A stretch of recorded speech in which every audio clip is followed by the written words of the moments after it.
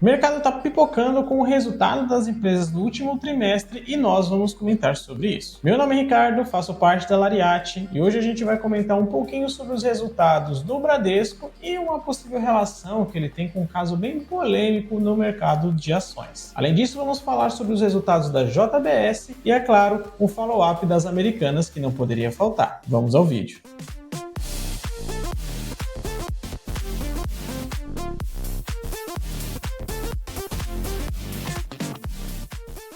A JBS tem um quarto trimestre decepcionante e deixa os investidores em alerta. A empresa que hoje trabalha com proteína animal é uma das gigantes aqui do Brasil e tem uma representação bastante grande no mercado mundial também. Porém, ela teve um resultado um pouco aquém do que se estava esperando, principalmente por conta de uma subsidiária que fica lá nos Estados Unidos. A empresa em questão aqui é a Pilgrim's Pride Corporation. É uma empresa que é focada na proteína extraída de aves, basicamente frango, e eles estão não só nos Estados Unidos, mas também no Porto Rico. A empresa registrou um EBITDA de 63 milhões de dólares. É bastante importante isso quando a gente fala com o mercado brasileiro, né? Conta um pouquinho mais que vezes 5. Mas ainda assim, esse número ficou bem abaixo das projeções, chegando a 50% a menos do que várias casas de análises estavam projetando para o mesmo trimestre. Esse EBITDA foi recolhido através de uma receita que chegou a 4,1 bilhões de dólares. E isso é um grande problema porque deixa uma margem de apenas 1,5 no seu resultado final. Claro que essas margens não são nada agradáveis para um investidor ouvir e também não colocam a galera muito de olho nesse mercado. Mas a gente sabe que esse tipo de margem tende a ficar mais ajustada. Mas tem alguns perigos aí no meio do caminho que podem fazer com que isso demore um pouquinho mais, no caso desse mercado de proteína animal em específico. E ainda mais quando a gente fala nos Estados Unidos. Outro motivo levantado para esse resultado aquém do esperado é o desequilíbrio entre as questões de oferta e demanda, principalmente no mercado mexicano. Isso faz com que a empresa acabe tendo um resultado bem abaixo do esperado. É sempre importante lembrar aqui que nós estamos falando de um mercado de commodities, são produtos básicos e que têm uma alta volatilidade e que tendem a ter certas oscilações mais elevadas, mais acentuadas. Então esse tipo de movimentação é esperado. E apesar de a gente não ter certeza do que vai acontecer no futuro próximo, as casas de análise já apontam que pelo menos por ano de 2023 e 2024 a gente não deva ter uma alta na lucratividade desse mercado. Então talvez a JBS e outras empresas do segmento acabem tendo seu lucro um pouco estagnado ou até reduzido. Mas eu quero a sua opinião. O que você acha desse mercado? E hoje você já está posicionado em alguma empresa do segmento? Manda pra gente aqui nos comentários.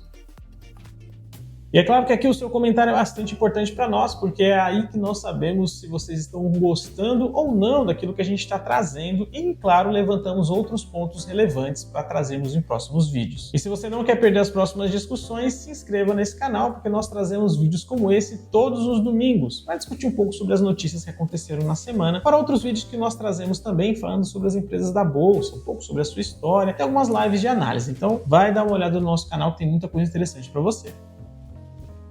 O Banco Bradesco declarou um lucro de 1,6 bilhão de reais, mas o que está assustando os investidores é muito mais a sua parte de provisões, ainda mais quando tem relações com outras empresas meio problemáticas. O resultado do Banco Bradesco no último trimestre de 2022 foi de 1,595 bilhão de reais. Apesar da cifra ser bastante alta, ficou bastante abaixo do esperado, que era de 4,4 bilhões. E além de ficar abaixo das expectativas, ele também ficou 75,9% abaixo do resultado, comparando o mesmo trimestre de 2022 com o trimestre de 2021, que deixa o banco ali numa queda bastante acentuada. A administração do banco coloca em pauta tanto a inflação como a alta na taxa de juros, como alguns dos indicadores que complicaram o resultado do banco no último trimestre. Mas uma coisa bastante interessante aconteceu no seu PDD. Para quem não sabe, PDD é uma sigla para provisão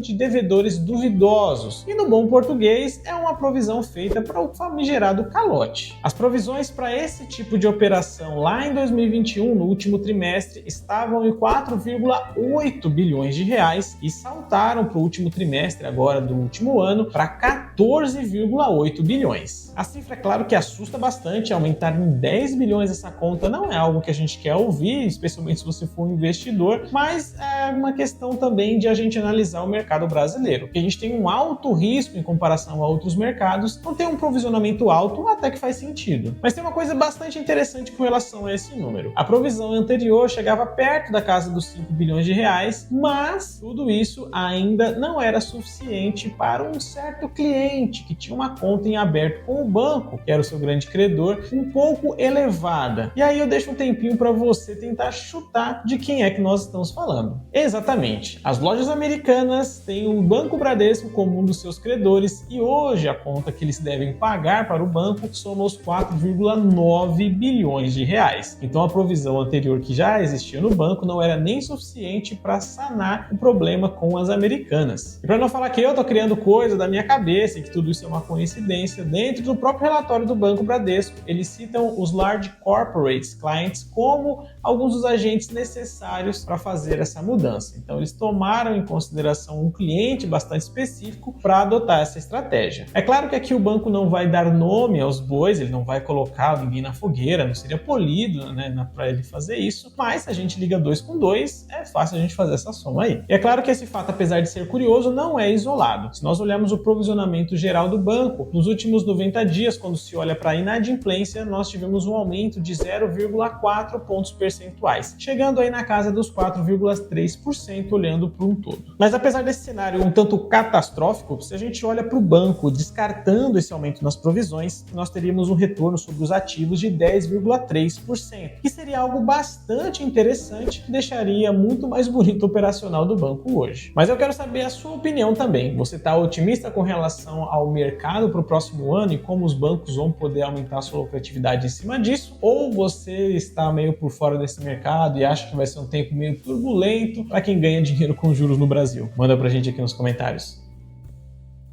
E começam as movimentações das americanas para tentar sair do buraco. Mas será que pegar mais dinheiro emprestado é uma solução viável nesse momento? Essa semana, a Justiça do Rio de Janeiro permitiu que as lojas americanas, famosa AMER3, possam fazer captação de dívidas no mercado no valor de até 2 bilhões de reais. Essa captação vai ser feita através de debêntures, mas não é qualquer modalidade. Eles têm que entrar dentro do Debtor in Possession, que é o famoso DIP, uma sigla que fala um pouco sobre empréstimos que são feitos por empresas que estão na situação de recuperação judicial, ou a famosa bancarrota. Esses novos empréstimos vão ter um prazo máximo de até 24 meses e, por fazer parte de um DIP, eles não podem ser convertidos em ações da empresa simplesmente. Até porque nesse momento isso não parece ser um grande investimento, né? A empresa se manifestou dizendo que essa nova captação é necessária para que eles possam manter a sua operação e fluxo de caixa rodando. E é claro que isso seria essencial para que a operação deles não parem e eles possam honrar com seus débitos eventualmente. É claro que antes da gente comentar um pouco sobre o caso, a gente tem que contextualizar algumas coisas. Um certo nível de alavancagem, ou seja, de endividamento, é necessário e até normal para boa parte das empresas, o que é ainda mais relevante quando a gente fala do comércio e do varejo. Não tem como uma grande empresa varejista que vai precisar de uma gama gigantesca de produtos e também ter um estoque que é elevado para os padrões que a gente está acostumado em mercados menores com um endividamento baixo, ou seja, ele precisa ter dinheiro rodando ali o tempo todo. Então, se a gente olha para Americanas, Via Varejo ou Magalu e a gente simplesmente falar que essas empresas não podem mais fazer nenhum tipo de captação, uma hora o seu operacional quebra. Outra informação é que os seus 3 sócios principais, Sicupira, Lehman e Teles, eles já disseram que vão ajudar nessa captação e se comprometeram a colocar 1 bilhão dentro desse montante que vai ser levantado